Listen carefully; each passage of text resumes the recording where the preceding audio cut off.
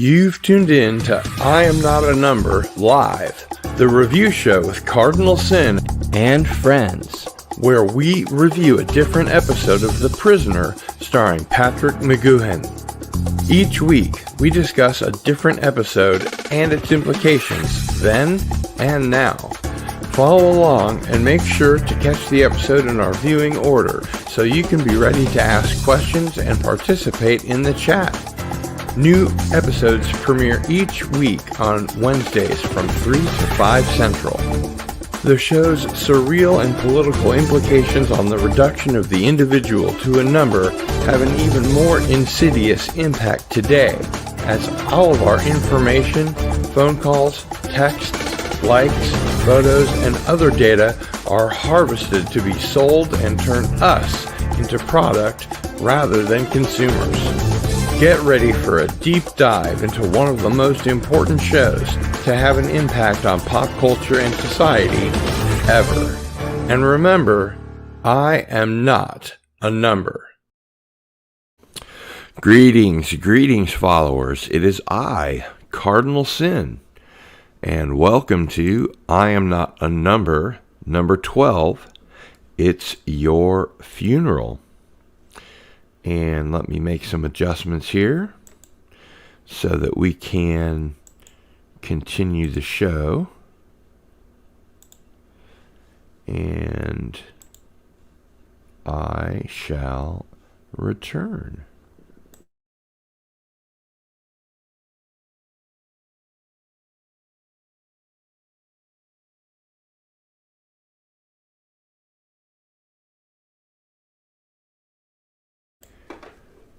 All right, let's see what we have here.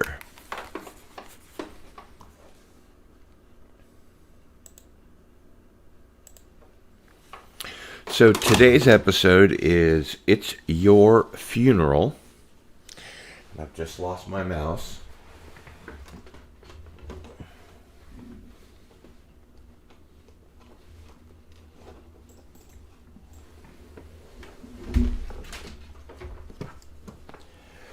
They really should put tails on these things.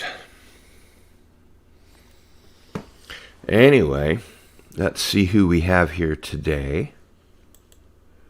First, we'll get the crawl going. And we have the Stream Elements bot, but not the Stream Elements tip jar. Ivan Ivanovich is here. Hail. Darius Munchausen is here. Hail. Michael Beacom. Hail, Michael Beacom. D. Bud Martin, my good friend D. Bud Martin, says this was the first episode of The Prisoner I ever saw, way back in 1978. Oh my goodness, you're dating yourself, sir. That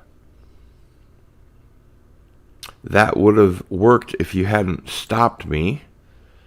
Says hello to you, Ivan Ivanovich, and thanks for joining us. Nick D is here. Good to see you, Nick.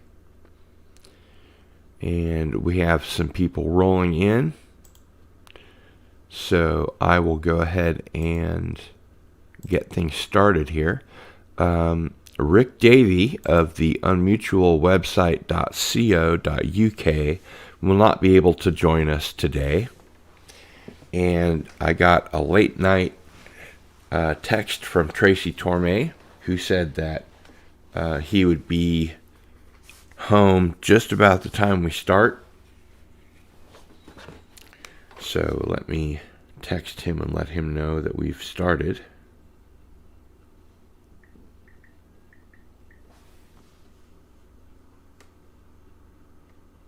One moment, please.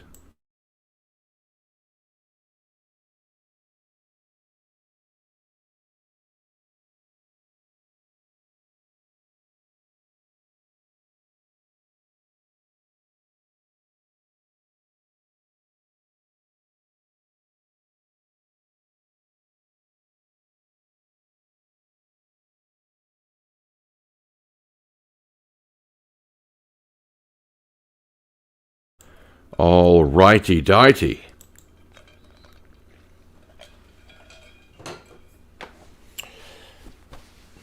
Do the old Picard maneuver here.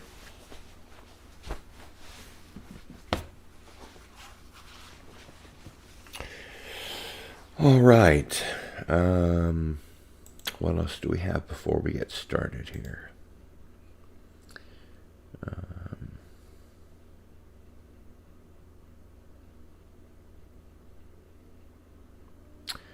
Yes. If you like Cardinal Sin's sweater, then take a look at his online store. And the Teespring store is easily located. You can simply go to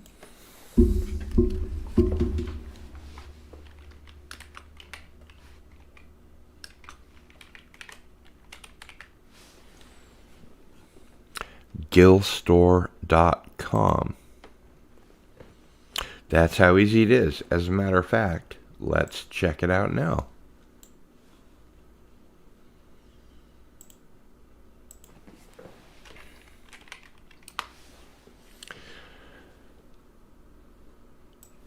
So I'm going to share my screen here so you can see what kind of goodies are available.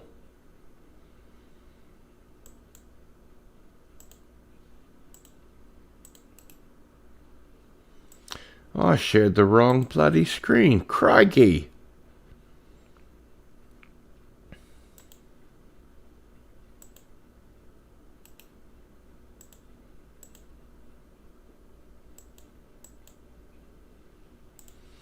There we are.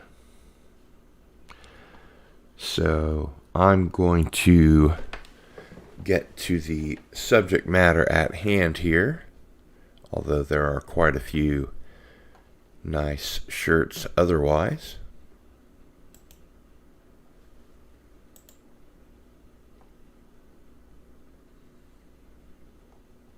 Lots of masters of the genre and Into the Fringe. As you can see, Midnight to Midnight. And here we have I Am Not a Number, the sweatshirt, which is actually what I'm wearing. And it has the URL on the back. And so we keep these priced to move. I make little to no profit on these as a thank you for you being a walking billboard for the channel. So that's fun. Let's see what else they have here.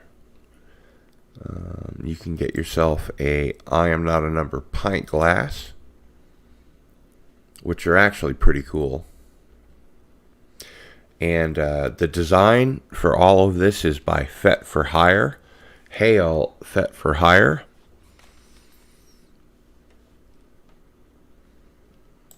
And we have ourselves an I Am Not a Number mug, if you would like one. These are already in time for Christmas. You can get yourself a white I Am Not a Number mug, which is the rare variety.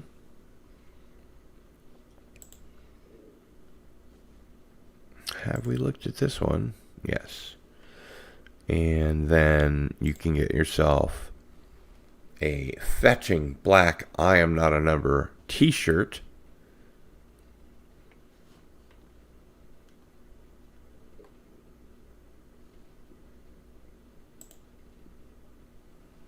And there's the sweatshirt again. And we have some fabulous hoodies as well. I guess we have to go a little further down the line there for that. The sweatshirts actually are really cool looking.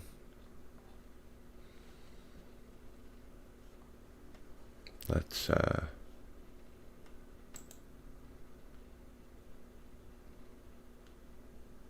hit the home button here. See if that helps. Doug Nelson did all the art for the Masters of the Genre shirts, which are awesome. There we go. And here is the I'm Not a Number hoodie. which is rather warm, I must say. So on these cold winter nights, you can have yourself an I Am Not a Number pullover hoodie, and it's no problem. And of course, like I said, we've got the pint glasses, the coffee cups. We've even got a hoodie in white with the I Am Not a Number logo on the front. So choices abound, really. So there you have it.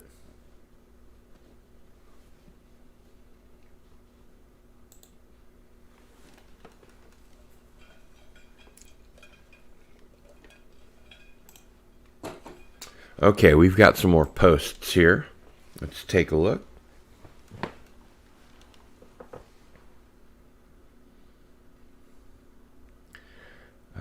What are we talking about here? Looks like we're just roughhousing. Hey, take it easy over there. No roughhousing on deck.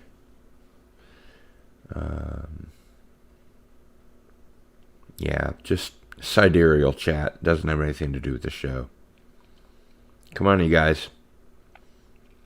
Get it under control here. All right, so this issue, I Am Not, or rather, I Am Not a Number, It's Your Funeral, is a very interesting show. And let's go ahead and dive right in.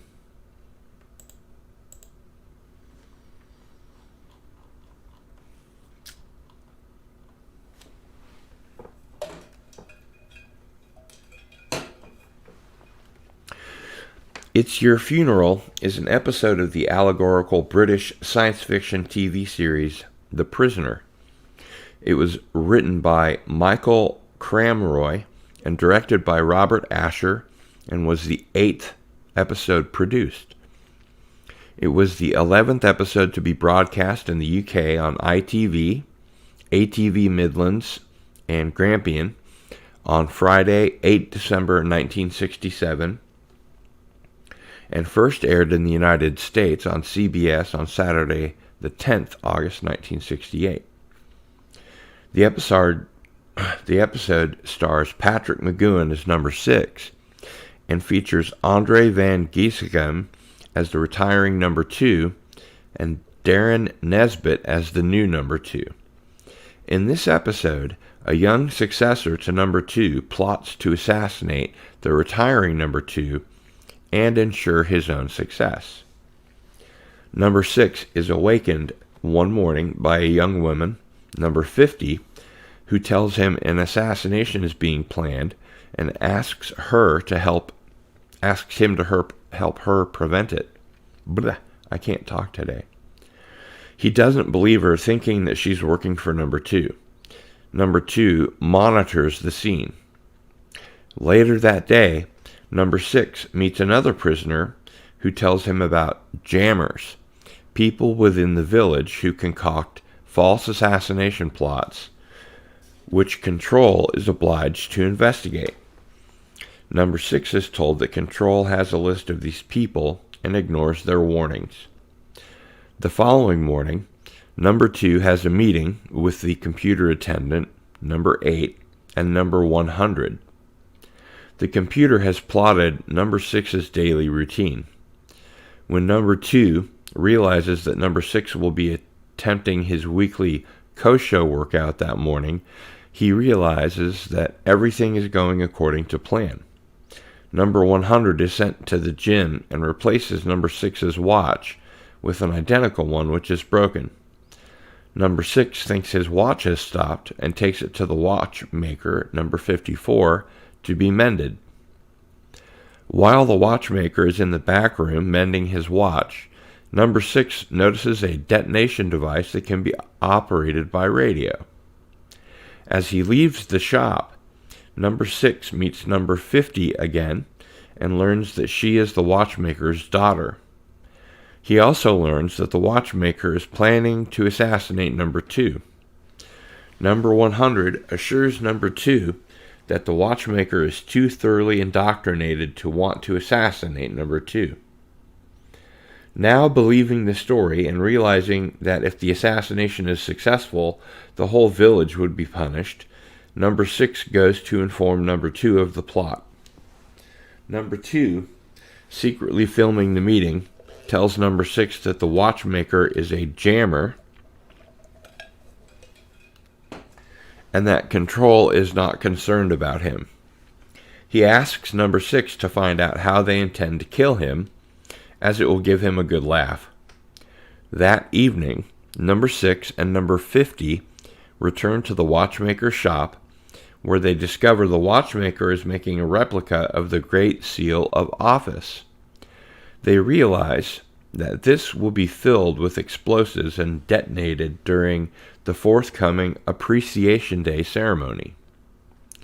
Number 6 returns to number 2's house the following day, but he meets a different number 2. This number 2, seemingly the primary number 2, with the others number 6 has dealt with being substitutes for him while he was away, is older, and tells number 6 that he is aware of the warning.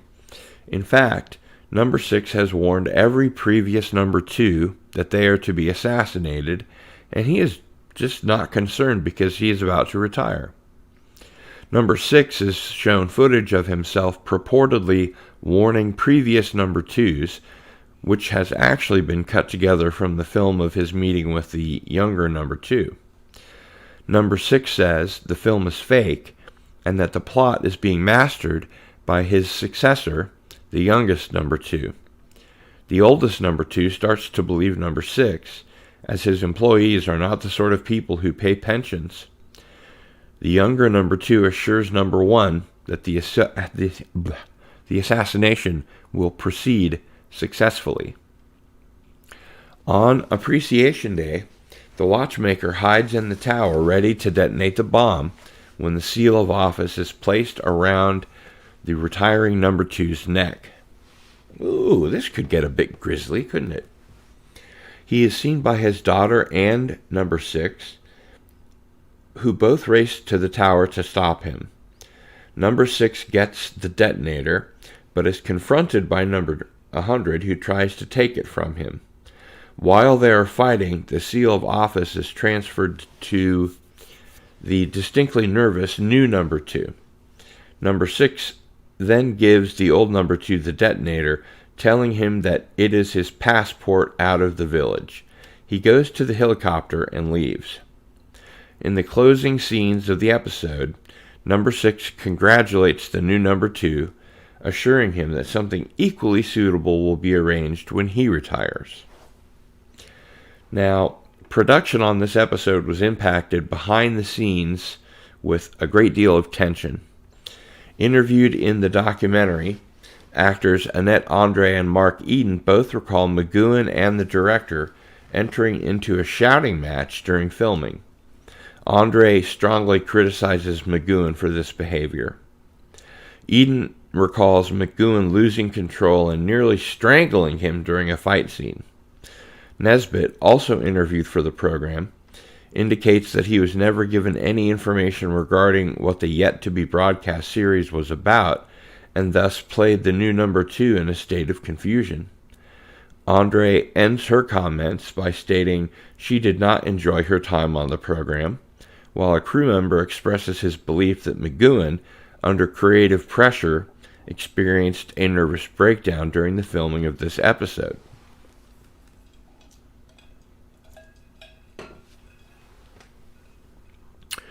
The broadcast date of this episode varied in different ITV regions of the UK. The episode was first shown at 7:30 on Friday, 8 December 1967 on ATV Midlands and Grampian Television, on Friday the 15th December on Anglia Television, on Sunday 17 December on ATV London, whose broadcasts were also taken up by Southern Television, Westward Television, and Tyne Tees, on Thursday 21 December on Scottish Television, on Thursday the 28th December on Border Television, and Friday 5th January 1968, on Granada Television in the Northwest. The aggregate viewing figures for the ITV regions that debuted this Saturday in 1967 have been estimated at 9.3 million. In Northern Ireland, the episode did not debut until Saturday, 9 March 68, and in Wales, the episode was not broadcast until Wednesday, 11 March 70th. So let's take a look and see what our folks have to say here.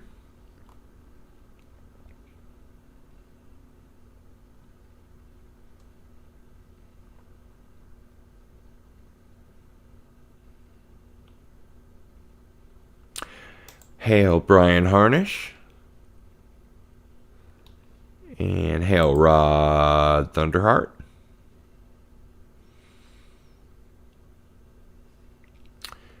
And Michael Beacom would like for me to share my PayPal link. So I will do that here.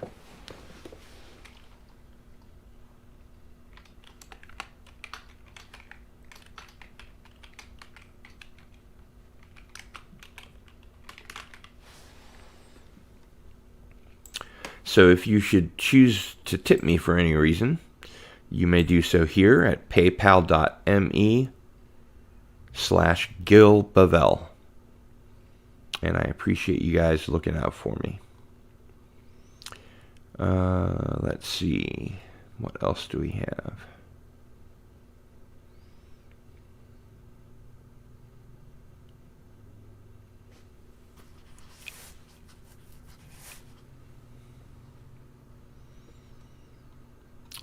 Lots of hellos still.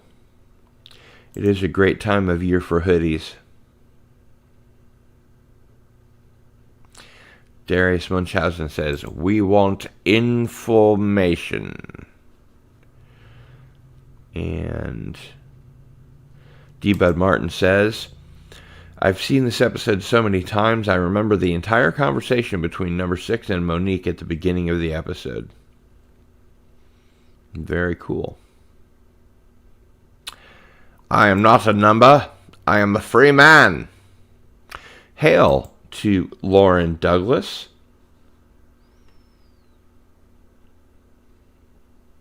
D. Bud Martin says, "Darren Nesbitt was a hoot in the show. He looked like a living super marionation puppet to me." Actually, I was just going to say that.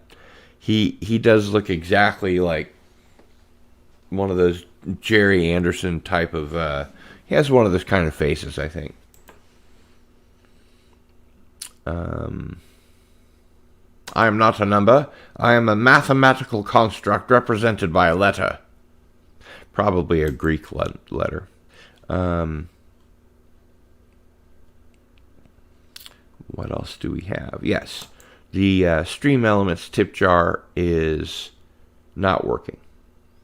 So you can tip me if you should like to give me $1 or $2 or buy me a coffee.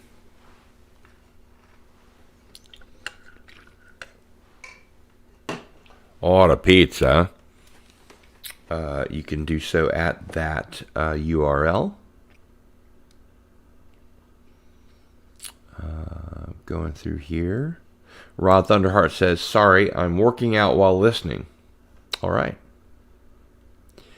And Darius Munchausen is showing off, which is fine. It's his prerogative.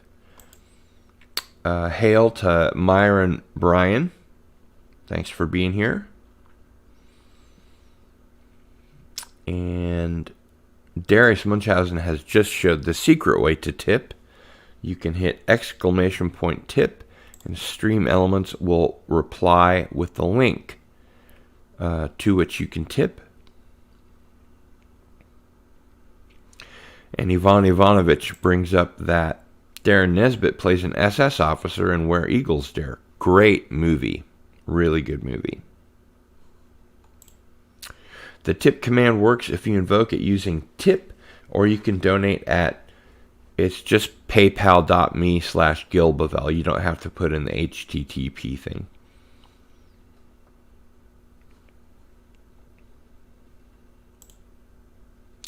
Raw Thunderheart says, I'm done, puffs and pants.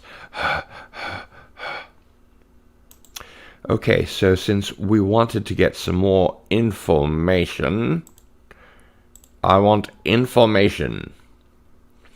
The computer attendant, played by Wanda Ventham, is number 8. This number was also given to the character Nadia in the prior episode, The Chimes of Big Ben, and later to Alexis Canner's character, alias The Kid, in Living in Harmony. For some reason, there is a definite focus on number 8. There have been several number 8s at this point, and I'm just curious what their fixation with the number 8 is.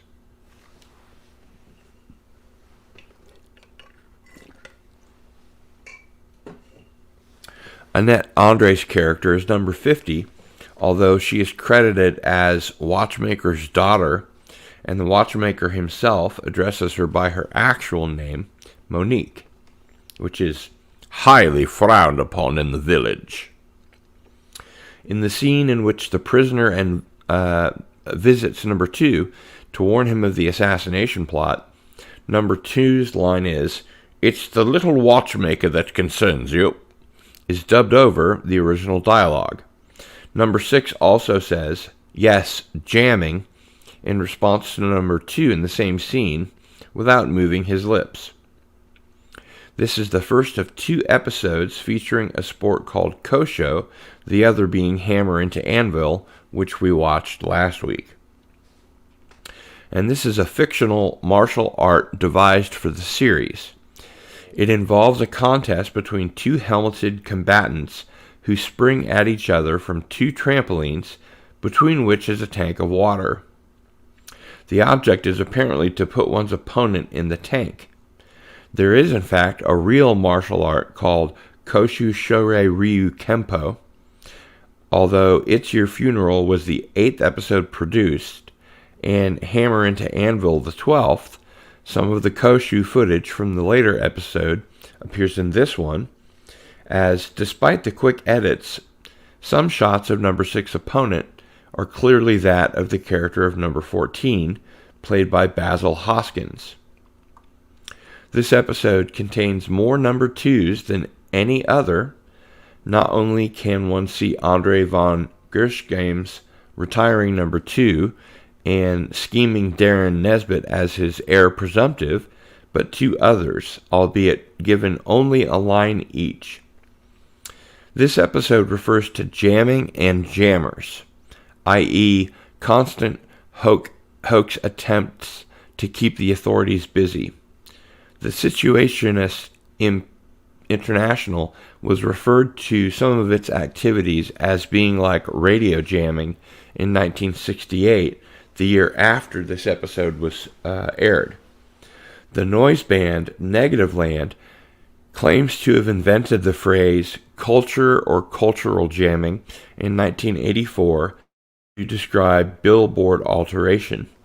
It's Your Funeral is perhaps one of the earliest uses of the term jamming in political context. A mystery of the episode is why Nesbitt's number 2 stands so close to the outgoing number 2 during his farewell speech, despite knowing full well that the older man has a large armed bomb on his person set to explode momentarily. During the brief footage of the chess game, a Welsh flag, red dragon on a green and white background, can be seen on the village flagpole.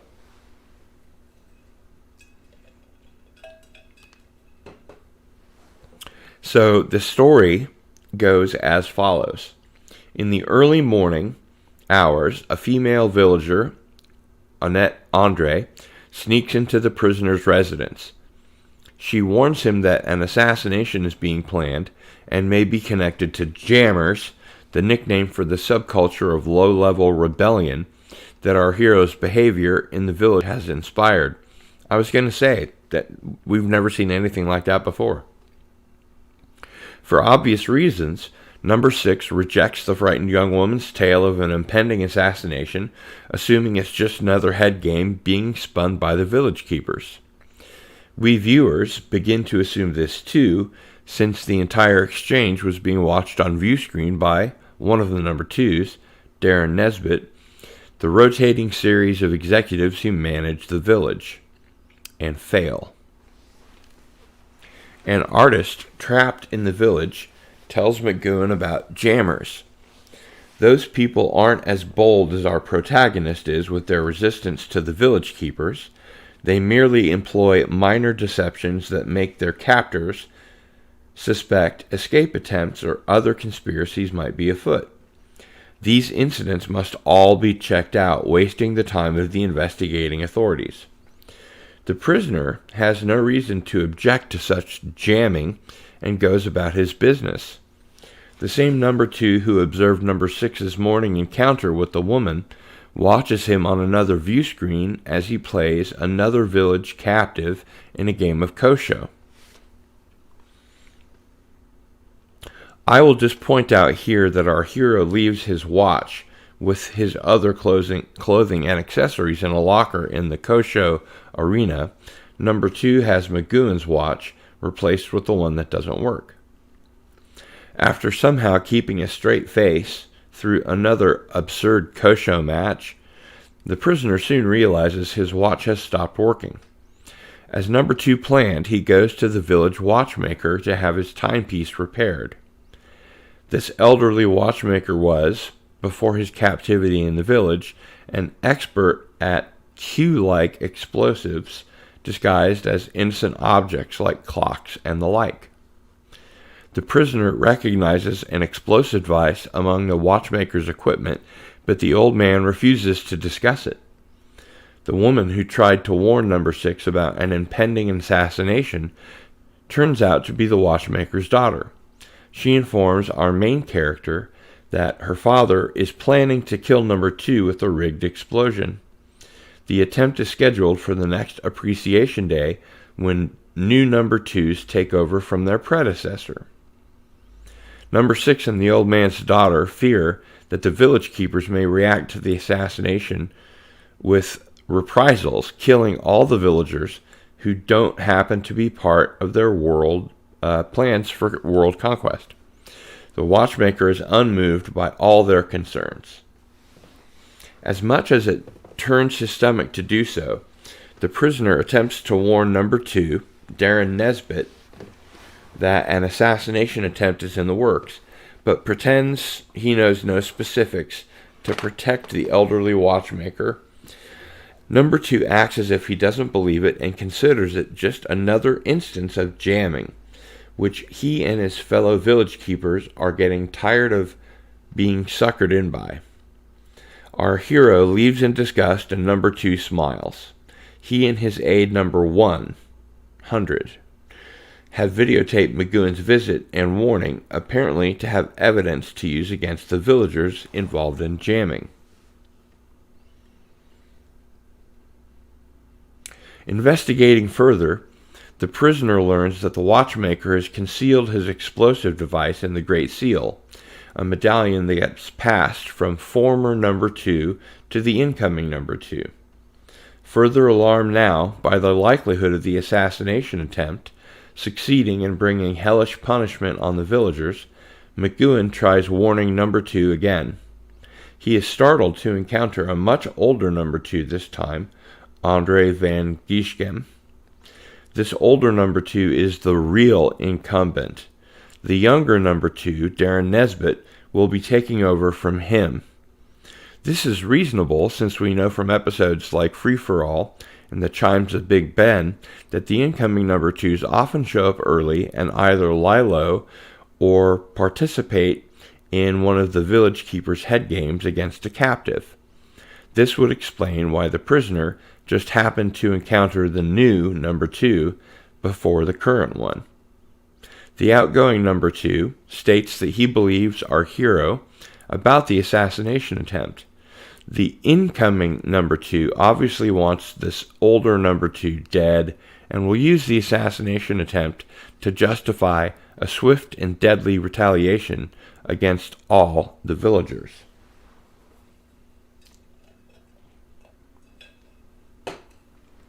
Van Giesgem is resigned to his fate and tells number 6, "We never fail." Actually, they failed multiple times thanks to our hero, but we'll let that slide. A note, the ambiguity about this episode is annoying, even for hardcore prisoner fans like myself. Outside of there being a rift developing between different factions of the village keepers, it makes no sense to use an assassination as an excuse to kill off all the prisoners in the village. What would make sense is if we were told that there's a faction of village keepers who feel the village has served its purpose as an experimental community / laboratory of human guinea pigs for mind control drugs, technology, and totalitarian methods of governing people. That faction would want to kill just off the prisoners and move on to actively applying what they've learned to finally impose a global village. Boy, was that prescient or what? The plan enacted by the younger number 2s and his colleagues would be to kill off a member of the opposing faction, blame the villagers, especially number 6, for the assassination and wipe out all of them. Piss or get off the pot would figuratively be their credo. After decades of merely planning, let's finally take action. Yes, bloody, violent uprising. That always works. Actually, it kind of always does. Although I'm not necessarily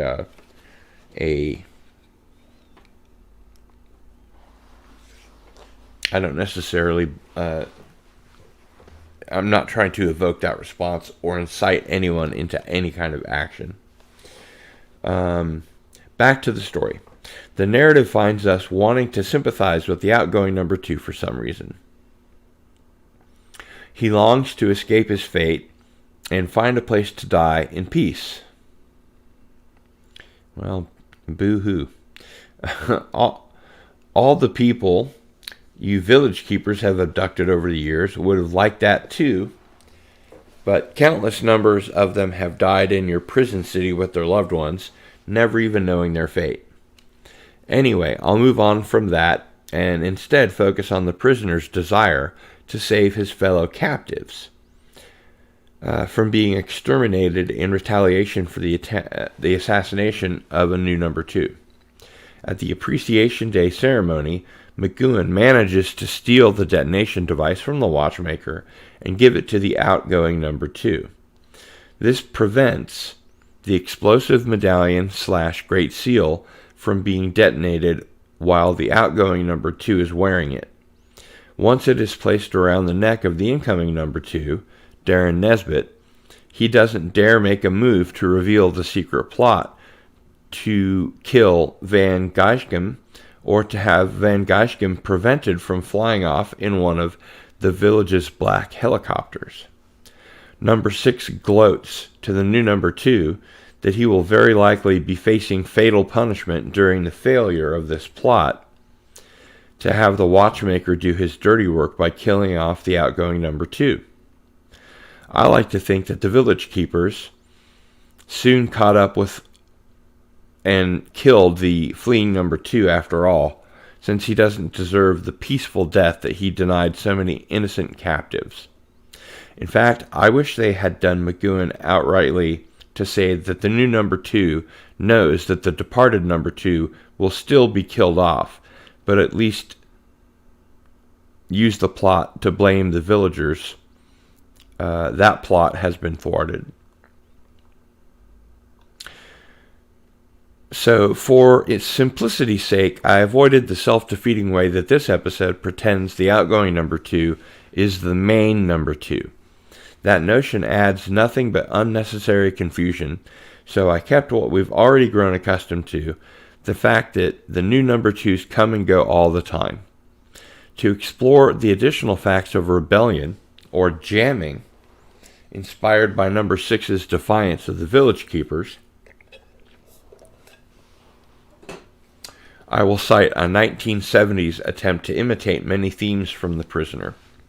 That attempt was the failed plot for the movie The Stranger, 1973, better known under its Film Ventures International title, Stranded in Space.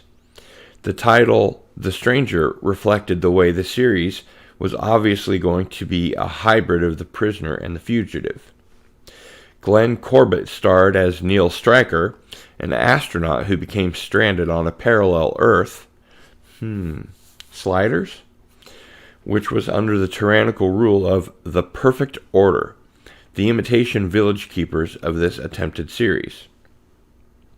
The Perfect Order once ruled the entire world and was just as Orwellian as the village, right down to the way that nobody was even allowed to teach history from before the Perfect Order or refer to previous times as being better in any way. Instead of rotating series of number twos, The Stranger was obviously going to have one big recurring antagonist, Cameron Mitchell, as Benedict, who answered to sinister superiors as mercilent and impatient as the village keepers. As Stranded in Space, Joel and the bots even made a prisoner reference by saying, "You're late, number two," when Cameron Mitchell appeared before his bosses. Benedict was expected to pursue, catch, and exterminate Neil Stryker, who is considered dangerous because he knew what life under freedom was like. At one point, Benedict's colleagues was wondering why it was so important to track down this one man, and Benedict replied with a soliloquy that could have come from one of the village's number twos. He described the chaos frequently caused by one man alone in the days of freedom before the Perfect Order. From there, he depicted individualism, rebelliousness, and a desire for freedom spreading like a disease and ultimately becoming an epidemic. In 2 months, 2 epidemics, they joked. He intended to catch and kill Stryker before he could infect too many people with his dangerous ideas. That's how I see the jamming on this prisoner episode. Like our hero's defiance and nonconformity have begun spreading the infection of such characteristics to his fellow captives, thus making the village keepers feel threatened as we hurtle toward the end of the series.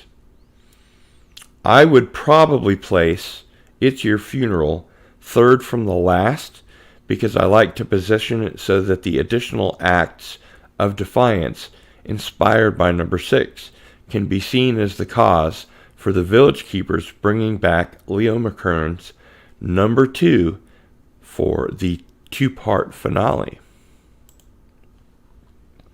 So there we have my thoughts on It's Your Funeral. And we'll see what else we have in the chat.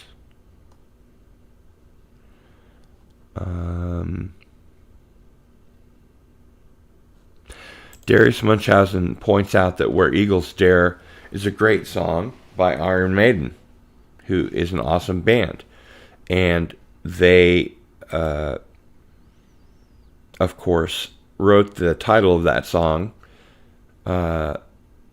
as well as the Misfits, also having a song called Where Eagles Dare, based on the movie with Richard Burton and Clint Eastwood called Where Eagles Dare, which is a great movie, and you should see it.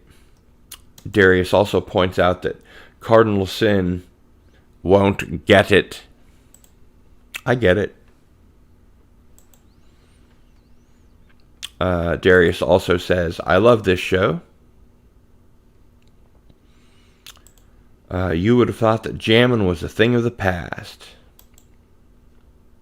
Information jamming, culture jamming, as Negative Land put it. Social jamming, yep.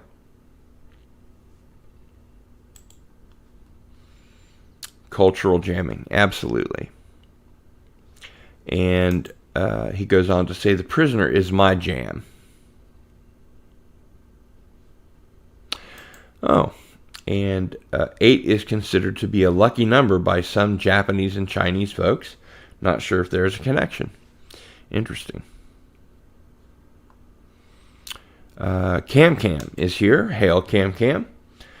Going out for some dinner. Have to catch up on a rewatch later. Have a good stream. Thank you. Appreciate that. Herc130 says, hail all. Molecular Art says, 1984 was a warning, not an instruction manual. Good point. And it was written in 1948. Hails all around. Molecular Art says, hail, that your name is hard to type on an iPhone 5. Really? I don't have a problem with it.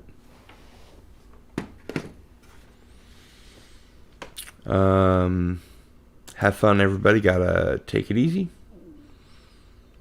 And we have various hails, sliders,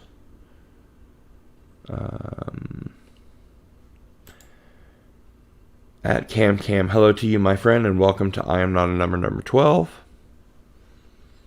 Tim's Talk is here. Good to see you. Hello, Bacon. And just lots of general palling around. Michael Beacom says, first, I agree with others who put this episode rightly prior to Hammer into Anvil in order. Agreed. At the end of our run, we are going to, one, put the episodes in the order that we think makes the most sense. Two, we're going to show a movie. We're not going to show it. We're going to review it. You guys are going to watch it.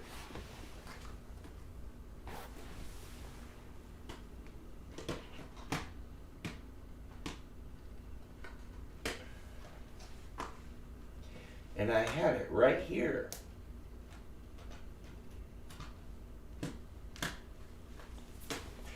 So after we've done all the episodes in The Prisoner, we are going to be watching Ice Station Zebra with Patrick McGoohan, Rock Hudson, Ernest Borgnine, and Jim Brown.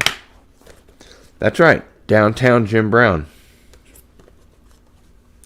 You have plenty of time to get your copy, and on Amazon it was around $10. So grab yourself a little physical media, get ready for our post-finale review. We'll also be watching after that Colony 3, which is an episode of Danger Man that was, I believe it was filmed. No, it wasn't filmed in Port Marion. That was a few others. But that's how they found out about Port Marion, where the show is shot. And they basically show kind of a prototypical village. It's not authoritarian, but they send spies there to practice. I got to do another Picard maneuver here. Sorry about that. To practice their English customs, so that they can be sent from behind the Iron Curtain to England. There's not really a Picard maneuver for the top of the shirt, is there? Anyway, Colony 3 has been remastered, so we'll watch that. There's another episode that's been remastered. We might watch that if the demand calls for it. But we'll definitely be watching Ice Station Zebra, for which Patrick McGoohan actually left filming on the set of The Prisoner for a week, in which they filmed an episode without him about the transferring of consciousness and all that. Kind of a lame episode, if you ask me. And he shot his scenes and came back.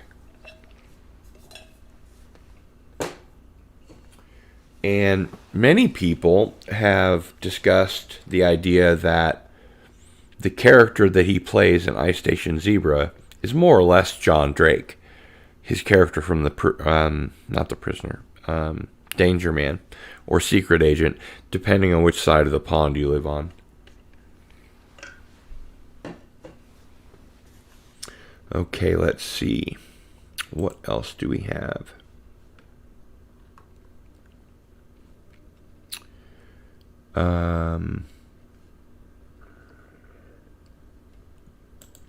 According to Patrick, true. Ivan Ivanovich says very, very different characters. Herc 130. Ice Station Zebra, Cardinal Sin, you are the best. Hey, man. I just make programming notes around here, you know. How exciting. What a beautiful day. What a lovely day. Darius Munchausen points out that his stepdad loves Ice Station Zebra. I thought you were going to say my stepdad was in Ice Station Zebra. Michael Beacom says, 2, that would have worked if you hadn't stopped me. Took a half dozen of my friends who were dragging their feet out to see Ghostbusters Afterlife last night. I knew they had Ghostbusters 2016 PTSD. I still haven't seen Dune, Ghostbusters Afterlife. Things have been crazy. Cardinal Sin. You can run parts of Danger Man and his scenes in Ice Station Zebra side by side. Sounds like the same guy to me. Oh, it's the same actor. The question is it the same character? Ivan Ivanovich points out Ice Station Zebra was one of Howard Hughes' favorite films. I didn't know that. And hail to Herc 130. D. Bud Martin says to Ivan Ivanovich, you beat me to it. And Darius Munchausen said, I'm very excited to finally watch Ice Station Zebra. Yes. And this will be a rather large to-do as opposed to one guy sitting and telling you about an episode of The Prisoner. Michael Beacom, hey, that is good of you. Nice. I nearly went last night myself, but yeah, I understand the hesitation. And it's one of the films that I'll try and watch this year. Yep.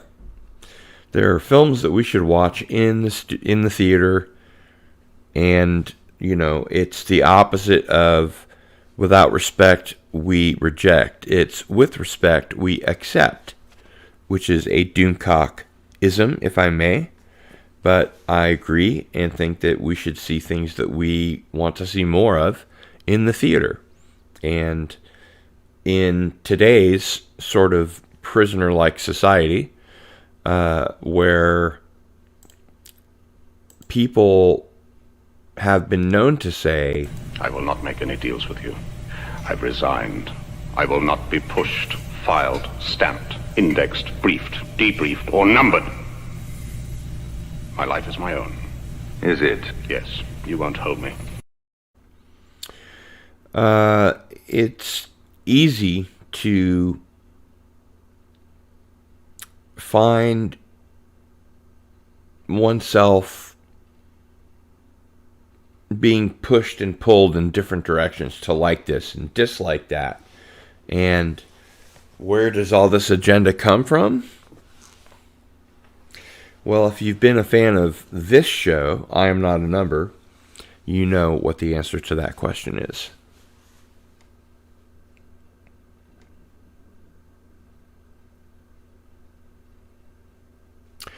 Michael Beacom also says, everyone must go see Ghostbusters Afterlife in the theater. You owe it to yourselves if nothing else. I think that's probably true, having not seen it. And once you've seen it, I think you should go back and see it several times if you really like it. If it's, say, the best movie you've seen this year, or the best movie you've seen in the theater this year. It's very important to subscribe to plots that make sense, storytelling that makes sense, and to kind of shake off all this woke culture, because it doesn't get anywhere. Michael Beacom goes on to say, one major departure between John Drake and Mr. Jones in Ice Station Zebra is that Mr. Jones picks up a gun and shoots the Marine captain. Very good point. That was something that Patrick McGoohan was not really into. The violence, the guns. I think he called 007 a murderer. He has a license to kill. I mean, if you have a license to kill, aren't you going to use it? But he used it to kill for Her Majesty's Secret Service. Ivan Ivanovich, I can be in a movie theater with two other strangers, and one of them will be talking the entire time.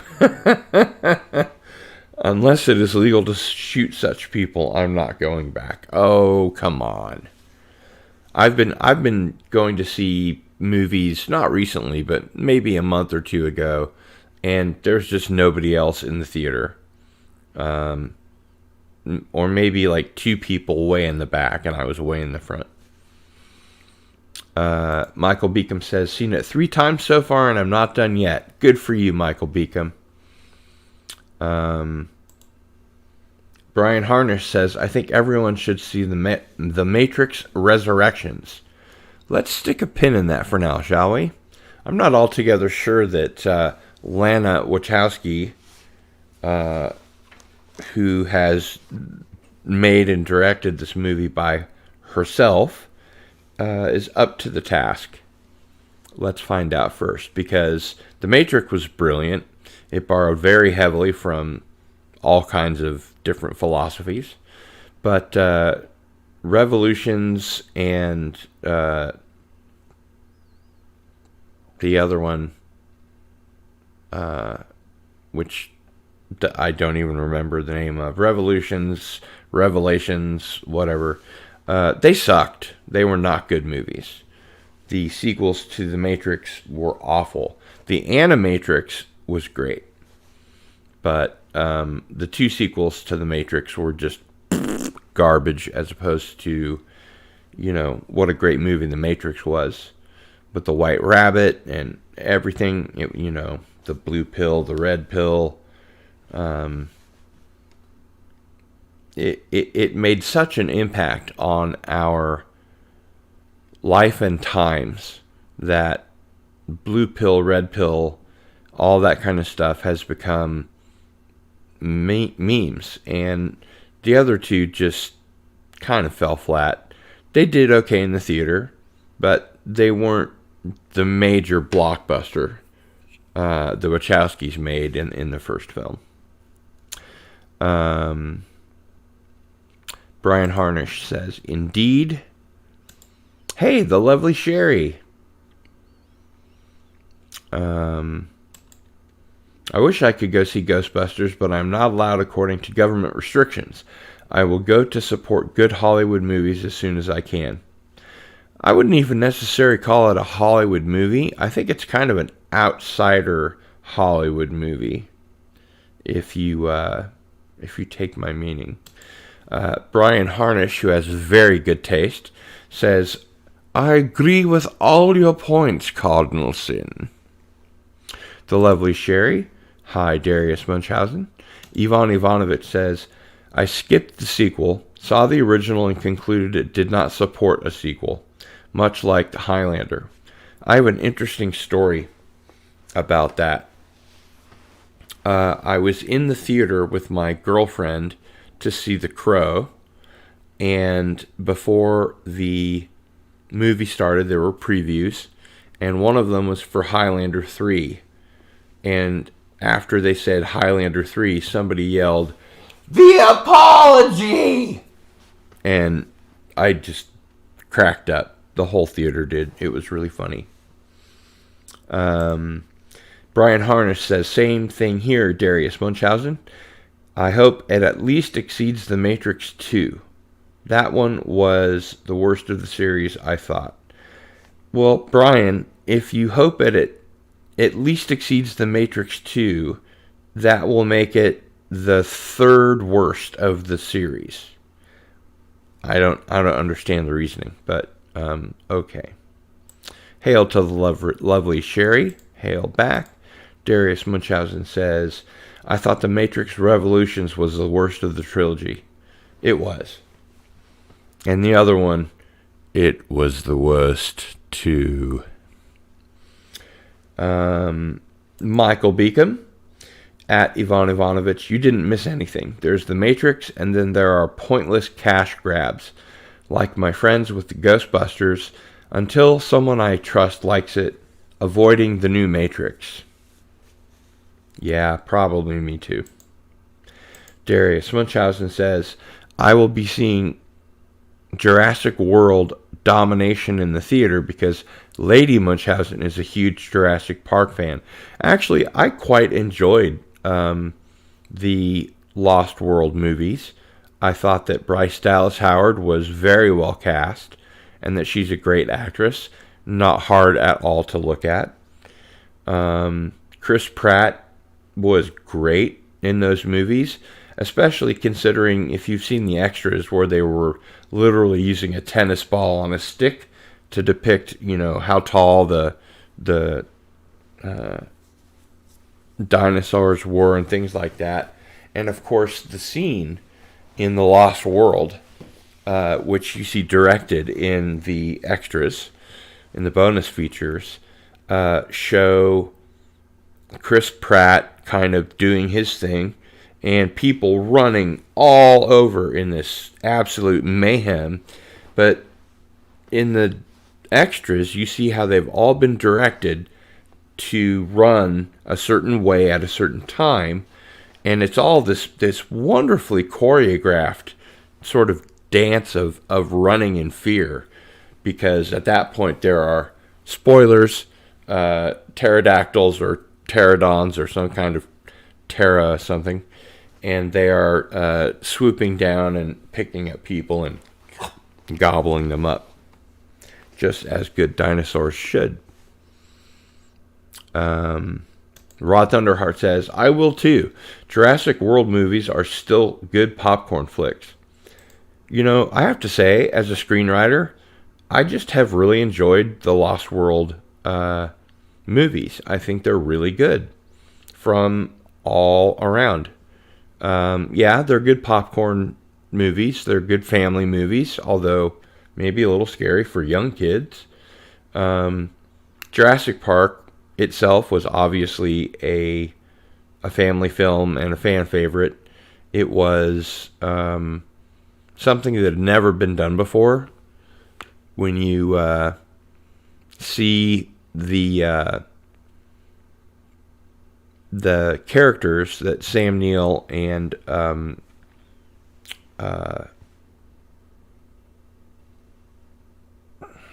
Laura Dern play when they're trying to help the sick Tyrannosaurus or Triceratops or whatever it's called, I don't remember. And then they get up and the camera pans up and you see this field of brontosauruses munching on grass. That's just amazing. Who was it who said, for 1 second, it was Peter Robbins. For 1 second, I remember watching the movie and thinking, oh my gosh, they have actually found the island where the dinosaurs live. For like that long. It completely suspended his disbelief. And by today's standards, while Jurassic Park is not the greatest, newest thing, I think the Jurassic World movies, being able to get in a lot closer, so to speak, to the dinosaurs, which are CGI, they do a great job. It's very obvious that the fine detail is being used, and it's being used in the in the screenplay as well. I think that the Lost World movies are very much to today what the Jurassic Park movies were, 20 years ago? 25 years ago? How long has it been?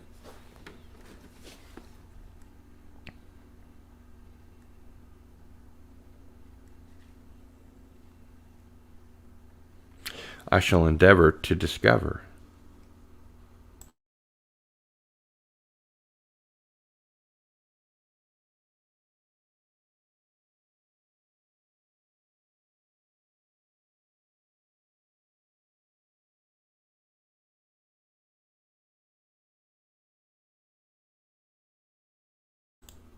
$1993. That was a lifetime ago. For some people.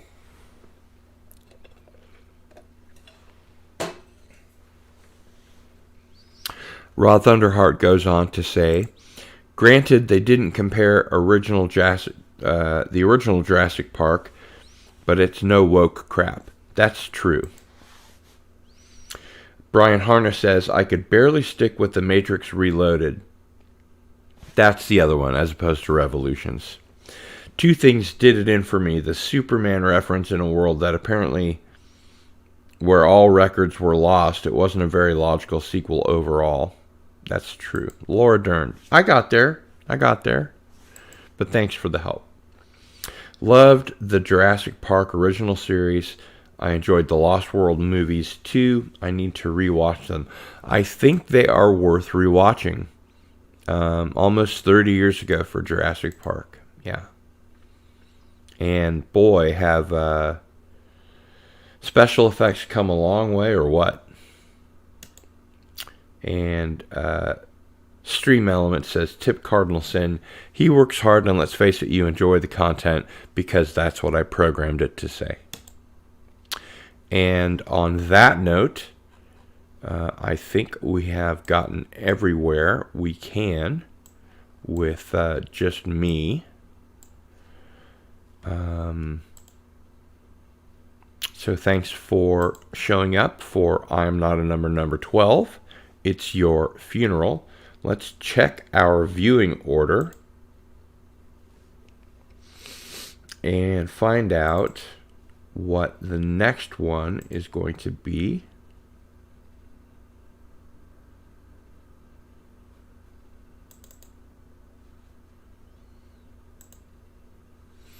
I have a viewing order here somewhere.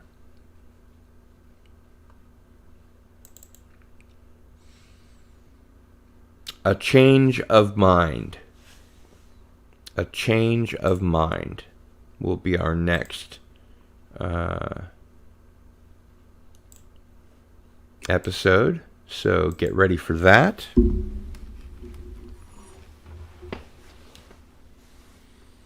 And I will put it into the private chat.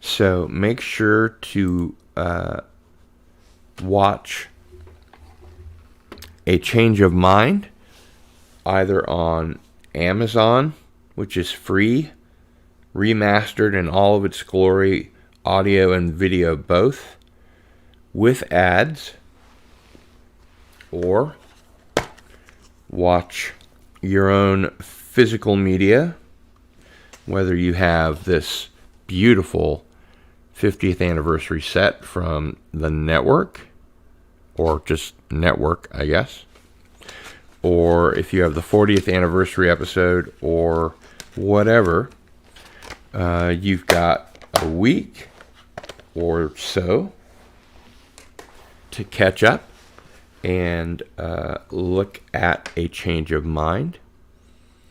D. Bud Martin says, A Change of Mind is the episode that most applies to today's culture. regarding cancel culture and conformity. Michael Beacom says, "It's your funeral. I have to thank the prisoner of Companion for reminding me the actress Annette Andre, the watchmaker's daughter, was also in another favorite Brit show, Randall and Hopkirk, Deceased."